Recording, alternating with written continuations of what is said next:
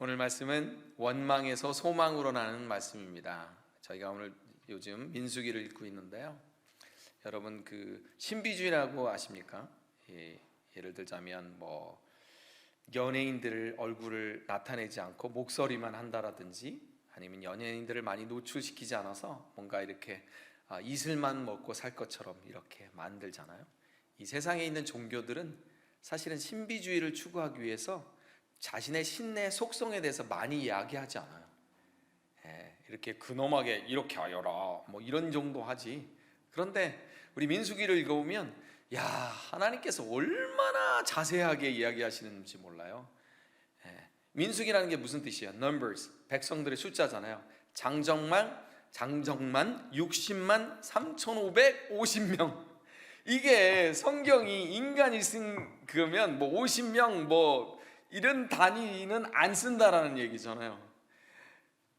그 위험하신 그 하나님께서, 신께서 실을 이렇게 하고 무슨 색깔의 신은 이렇게 하고 이런 거는 관여하지 않으신다는 거예요.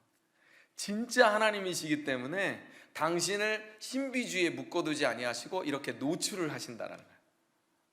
그렇게 아주 정말 세세하게 우리와 관계를 갖기를 원하는데 우리는 원망을 합니다. 4절에 보니까 우회하는 길로 인하여서 이 백성들의 마음이 상하였다라고 그랬어요. 사실은 이제 말이 우회지 엄청나게 돌아가는 길이에요. 디토어. 그래서 저희들도 길 가다가 디토어 하라고 그러잖아요. 그냥 잠깐 막혔나 보다 했는데 끝도 없이 막혀갖고 화가 날 때가 있잖아요. 산지고 마른 땅이고 사람도 살지 않는 그 거친 땅을 가면서 이 이스라엘 사람들이 화가 났어요.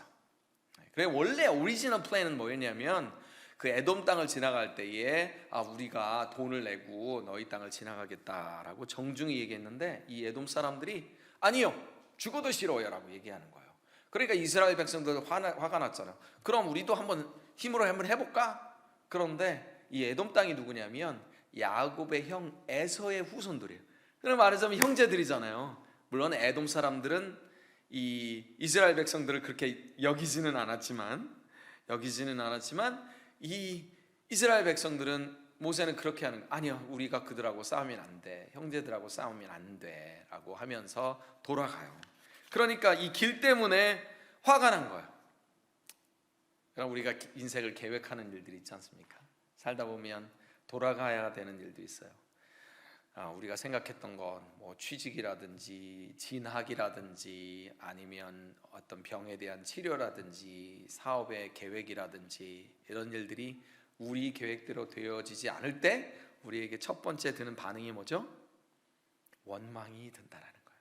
조급함이 들고 마음이 상한다라는 거예요. 여기서 마음이 상한다라는 건 길로 인해서 마음이 상한다라고 되어 있지만 이 원어를 보면 마음이 상한다라는 표현이 어떤 의미인지 더 잘 나와 있어요.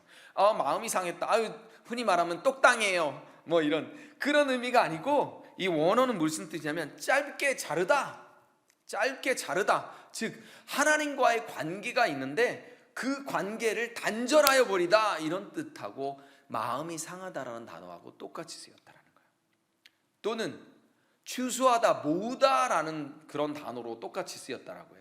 마음이 상하다. 그럼 무슨 뜻이요? 이스라엘 백성들이 그냥 한 명, 두 명이 마음이 상한 것이 아니라 60만 대군이, 근데 아이들과 어린이들, 아녀자, 어른들까지 하면 200만 명이 지금 모세를 향하여서 물러가라. 지금 마음을 모아서 데모를 하다라는 뜻이 마음이 상하였다라는 뜻이다라는 거예요. 아주 극한 분노를 표출하고 있다는 것입니다. 이러한 이유에서 백성들은 하나님께서 약속하신 그 가나안, 젖과 꿀이 흐르는 그 가나안 땅을 바라보고 소망을 가져야 되는데도 불구하고 너무 그 길이 멀게만 느껴진 거예요.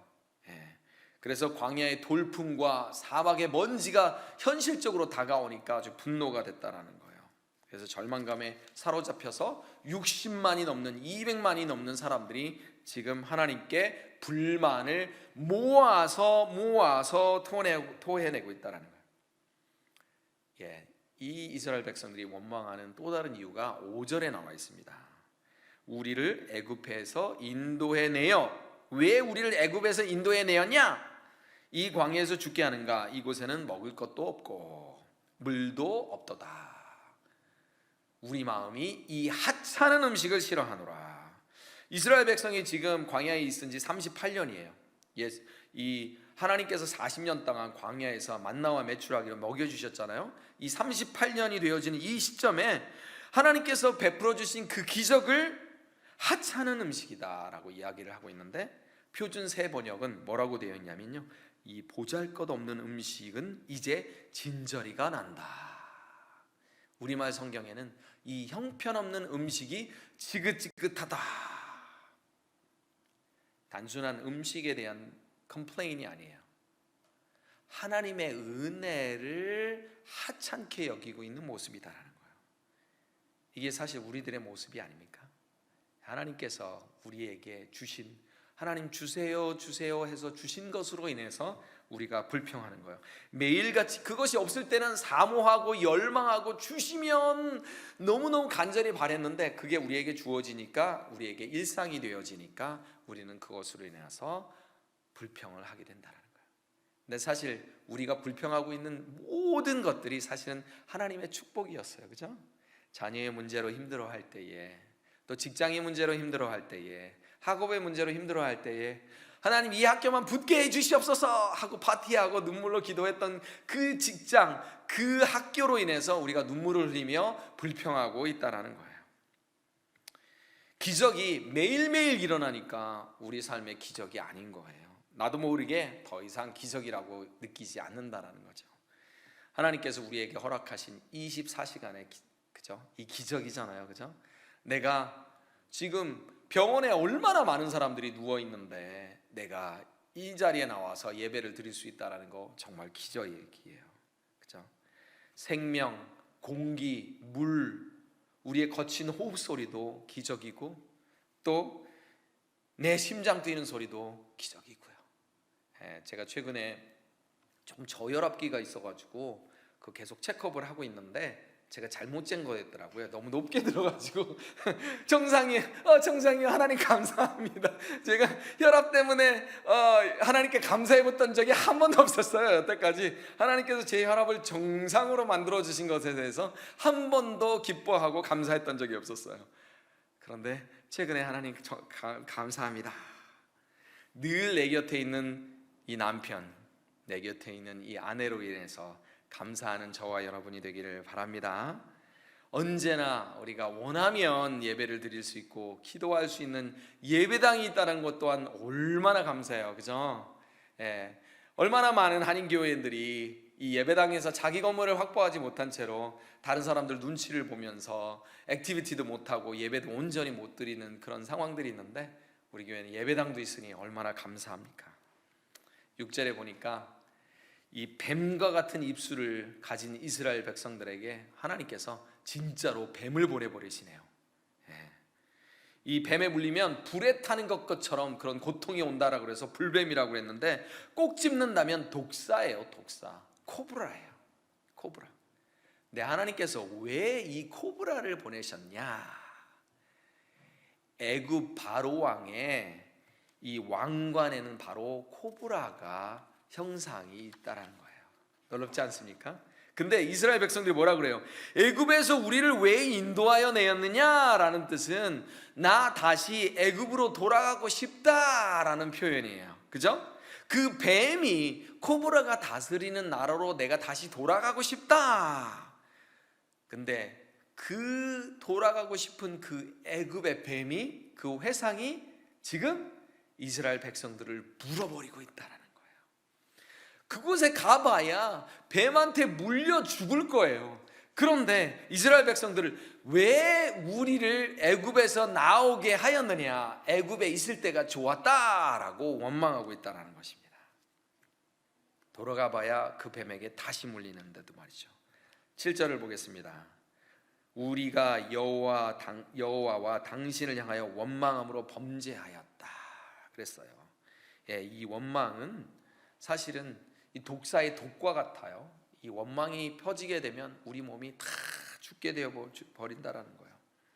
8절에 보니 하나님께서 아주 상상할 수 없는 말도 안 되는 방법으로 이렇게 이 이스라엘 백성들을 구원하시는데요, 불뱀을 만들어 장대 위에 매달아라. 여러분, 이스라엘 백성들이 지금 이 불뱀에게 물렸어요. 그러면 이 불뱀을 이길 수 있는 뭐 독수리를 한다든지, 불뱀을 뭘로 이길 수 있을까? 무슨 뭐 사자를 한다든지 뭐 이런 거를 올려줘야 되는데 노뱀을 그대로 만들어 놓으라고 그랬어요. 여러분 한번 생각해 본 적 있으세요? 왜 하나님께서 그렇게 매칭시켜서 하셨을까? 무슨 뜻이냐면 심판자와 구세주가 같다라는 뜻을 하나님께서 보여주고 계시는 거예요. 우리를 심판하실 분과 구원하실 분이 한 분이다라는 거예요. 세상 법정에는 검사가 있고 변호사가 있고 판사가 있잖아요. 그런데 하나님의 법정에 심판자와 구세주는 한 분이시다라는 거예요. 그래서 이 마태복음은 이 셋을 나누지 아니하고 하나로 규정하고 있습니다. 마태복음 25장 31절 33절에 보니까 인자가 자기 영광으로 모든 천사와 함께 올 때에 자기 영광의 보좌에 앉으리니 모든 민족을 그 앞에 모으고 각각 구분하기를 목자가 양과 염소를 구분하는 것 같이 하여 양은 그 오른편에 염소는 왼편에 두리라. 인자는 누구예요? 예수님이잖아요. 예수님은 우리를 구원하기 위해서 오신 분이잖아요. 근데 그 구원자가 심판자가 되어진다라는 뜻입니다. 구절을 보니까 장대 위에 있는 노뱀을 보고 본 자마다 모두 살겠다라고 얘기했어요. 이 노뱀은 여러분들이 다 아시는 것처럼 예수 그리스도를 상징합니다. 십자가에 달리신 그리스도의 모습을 예표하고 있다라는 거예요. 이 나무에 달린 이 노뱀을 보는 자마다 다 구원을 얻듯이 예수 그리스도를 바라보는 자마다 다 구원을 얻는다라는 거예요. 여러분, 우리 삶이 우리가 계획한 대로 되어지지 않을 때 참 마음이 무너지고 어렵고 힘들잖아요. 그래서 우리 찬양에도 그랬잖아요.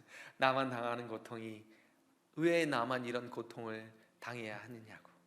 그죠? 그럴 때 예수님을 바라보시기 바랍니다. 십자가만이 우리를 원망에서 소망으로 바꾸어 주실 것입니다. 기도의 아버지라고 하는 D.L. 무디 선생님의 기도를 제가 읽어드리고 설교를 마무리할까 합니다. 잘 들어보세요. 그대 자신을 바라보라. 반드시 실망할 때가 있을 것이다. 친구를 바라보라. 배신의 쓴 잔을 맛보리라. 남편이나 아내를 바라보라. 어느 때인가 헤어지고 죽음으로 갈라서리라. 자식을 바라보라. 철이 나기 전 세상을 떠나리라. 돈이나 명예를 바라보라. 어느 날 허무함을 맛보리라. 그러나 주 예수를 바라보라. 영원한 생명을 얻으리라. 우리의 소망은 예수 그리스도 한 분이신 것을 믿고 원망의 마음이 들 때에 소망으로 여러분들의 마음을 옮기시기 바랍니다. 기도하겠습니다. 하나님 아버지, 감사합니다. 하나님, 저희들이 민수기를 읽으면서 또 출애굽기서부터 어떻게 이스라엘 백성들이 이렇게 많이 하나님의 은혜를 경험했는데도 불구하고 원망하고 또 원망했는지 이해할 수가 없지만 저희들의 모습이 바로 그런 모습인 것을 고백합니다. 하나님께서 놀라운 은혜로 매일같이 기적의 삶을 베풀어 주셨는데 저희가 원망하며 불평하며 하찮은 음식이라고, 하찮은 은혜이고 하찮은 기적이라고 투덜대었던 것을 용서하여 주시옵소서. 이 시간에 하나님, 저희들의 마음을 새롭게 함으로 변화를 받아 하나님, 우리의 원망의 마음이 소망의 마음으로 변화되어지기를 소원합니다. 저희들의 마음을 변화시켜 주시옵소서. 예수님의 이름으로 기도합니다. 아멘.